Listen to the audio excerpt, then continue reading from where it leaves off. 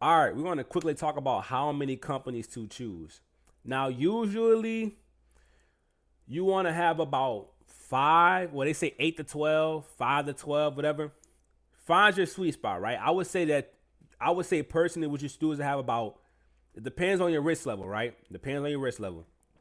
If you feel like you're real good at this, or if you're choosing real nice blue chip companies that have good growth, you're going to choose about five individual companies. So individual companies would be Berkshire, JPM, Visa, MasterCard, and BSC. Not these in particular, but just any of these like actual companies, right?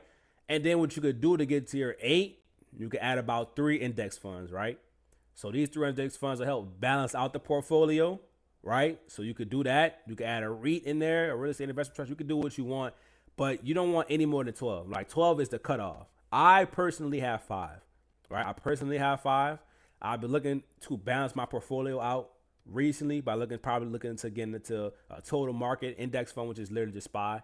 And like I said, I'm gonna show you actually how to make sure the companies you find are good, because you might find a good, for instance, you might find like a good ETF.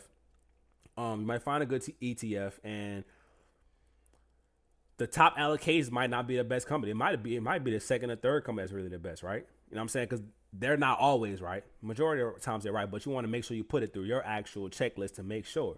Which is why next we're about to be getting into our checklist. Yes, yes, we are.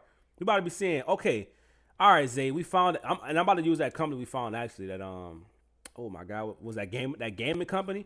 We're gonna be looking at him for sure and actually putting him through the test, and we're gonna be comparing him to Nvidia, which is one of the top companies they have out right now. Palantir is another one too, but we're going to actually compare these two and see how we like them. So let's get into it, man.